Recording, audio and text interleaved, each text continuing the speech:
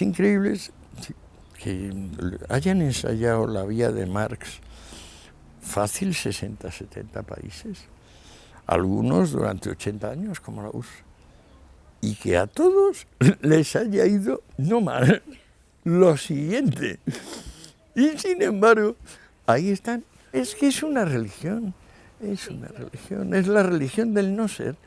O sea, la religión de que parece que hay sustancia, parece que hay naturaleza. Grave error.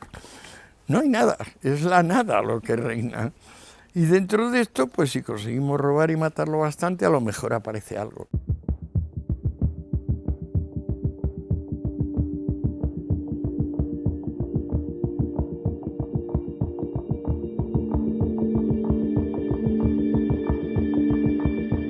Se puede dar un giro al giro y decir que Marx ha sido tremendamente positivo por haberle metido el miedo en el cuerpo a todos los caciques y jerarcas que reinaban en el mundo, y les ha metido miedo y ha obligado a los liberales a ser liberales y a los demócratas a ser demócratas.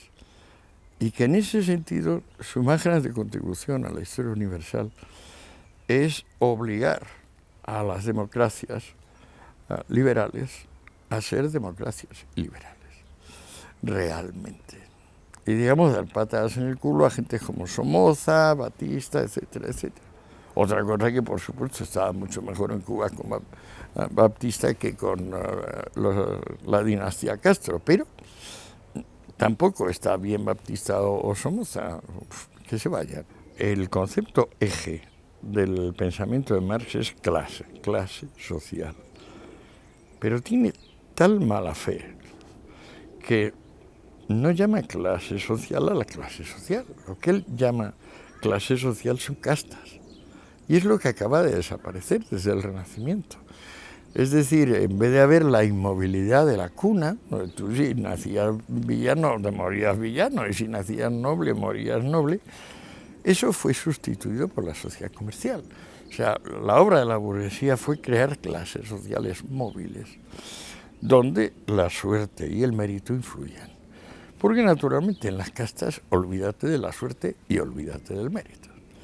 Pues bueno, la inaudita caradura de este hombre es hablar de que, decir, enunciar que el progreso es algo realizado a través de una lucha de clases, cuando él no está hablando de clases, está hablando de castas.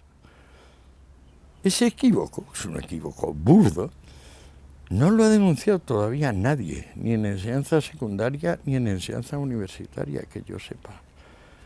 Pero es tan burdo y grosero que le obliga a escribir alguna vez en su vida sobre qué es una clase social.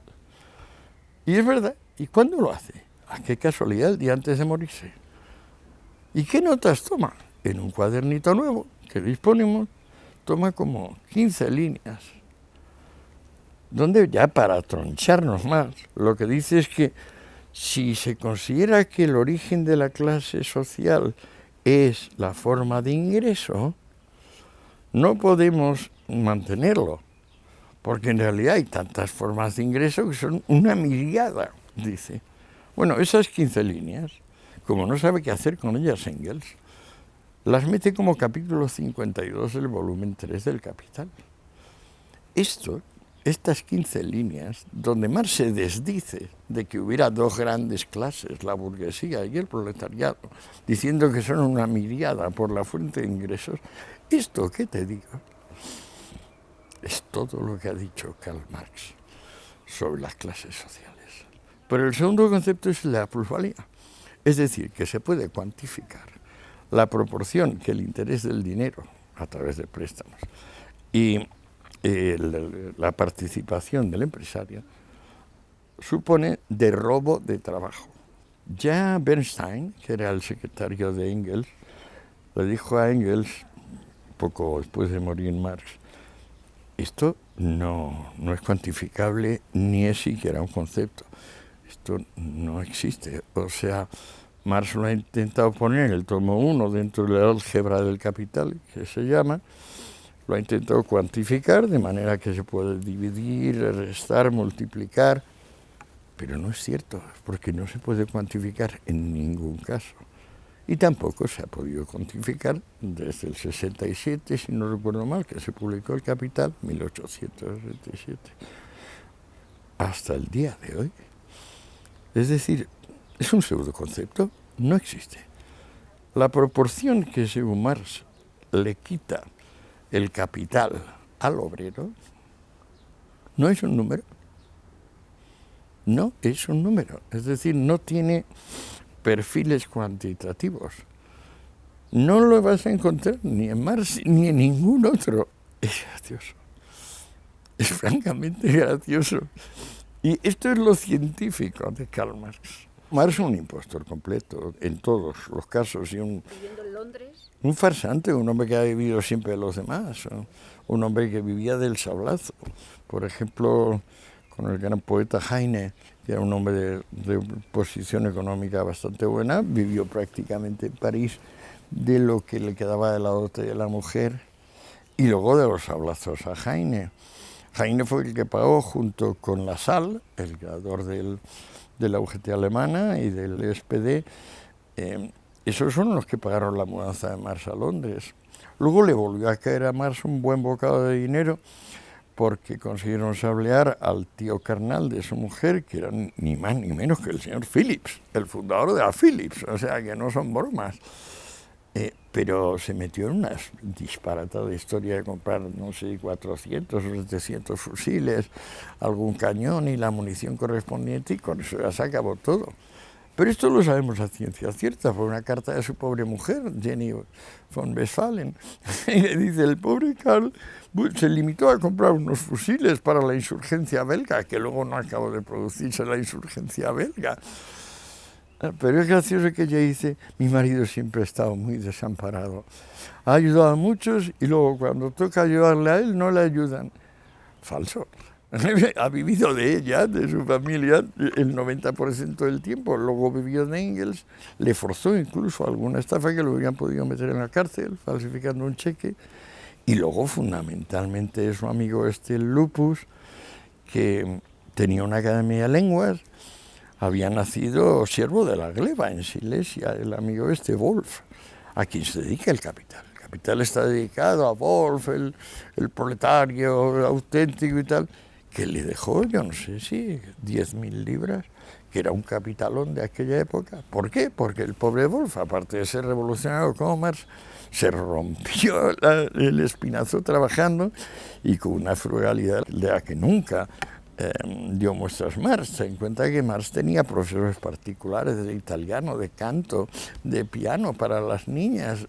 Nada, es la amistad más noble y más devota que yo recuerde, porque además es que Engels se lo escribe todo.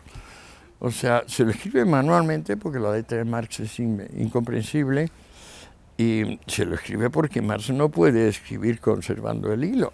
O sea, Marx empieza una frase y luego tiene que meter una puya a alguien y luego otra puya al otro, luego una broma así como muy culta y luego se le va el hilo. El que no solo hace la escritura, sino que le pone orden, es Engels, y llega a aquel extremo patético de tener que componerse el volumen 2 del Capital, porque Marx ha decidido no continuar con la obra. Mucho odio hay. Aunque Engels quemó 1 millar de cartas entre ellos, no quemó 2 o 3 donde él pone su corazón en que Alemania invada Rusia y acabe con Rusia, porque le parece que Rusia, el pueblo eslavo, es una mancha, un estigma en la condición humana y que lo mejor que puede hacer es desaparecer. Pues mira luego Lenin. No, pero sí todo es disparatado. El propio Marx, cuando ve que la gente empieza a hacer caso de los disparates con los que empieza El Capital, aquella definición de la mercancía, diciendo que ¿qué es esto? ¿De que va a haber valor de cambio? No, solo puede haber valor de uso. En Rusia es el único lugar donde ese despropósito tiene algún tipo de lector. Y entonces, claro, ante eso cambia Marx y se pone a estudiar ruso. Y como era un eminente políglota, yo creo que en 3 o 4 meses es capaz de leer ruso, Marx. Y cambia de idea y empieza a pensar que no, que el MIR, la comunidad esta de aldea de propiedad, que sí, que puede ser el protocomunismo y que entonces en Rusia no hace falta revolución industrial, pues como ya tienen la unidad esta de propiedad que es el MIR, que entonces pues que están mucho más adelantados que nadie en el camino revolucionario. Tenía una mala sangre que hacía que le surgieran forúnculos de cabezas múltiples. Es muy graciosa aquella carta donde le dice a Engels que se ha estallado un furúnculo y ha saltado el pus hasta el espejo, y dice: así pagará la burguesía hasta el final de sus días mis furúnculos, dice textual. Tenía muy mala naturaleza. Enzensberger, en un libro de 1000 páginas, sin duda ayudado por varios chicos que hicieron el trabajo de negros duro, repasó la enorme correspondencia de Marx y Engels con otras personas y descubrió que, claro, solo 2 amigos del centenario y pico de Marx no reciben feroces insultos. Feroces. Uno es la esposa de un amigo, que me parece que le dice: es una dama gentil, se queda con eso. Y el otro es me parece que es un anarquista italiano, al que le dice: muchacho valiente.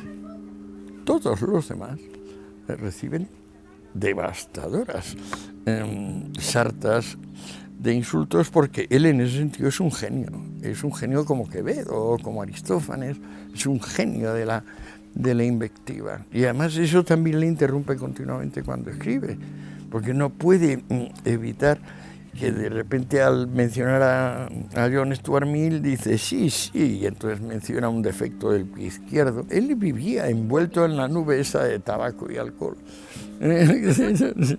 donde estaba sumido, y sobre todo de rencor, de resentimiento profundo, esa sensación de que no sirve para nada, de que se le ha muerto su hijo Edgar a los 8 años porque él no se ha ido a trabajar a la Academia de Wolf. O sea, él es el verdadero lingüista y el políglota que podía haberse forrado en vez de Wolf en la Academia. ¿Era su íntimo? Pues no, ¿cómo va a trabajar él? No, es como si Jesucristo se fuera a trabajar en la carpintería de su papá. No. Menudo tío.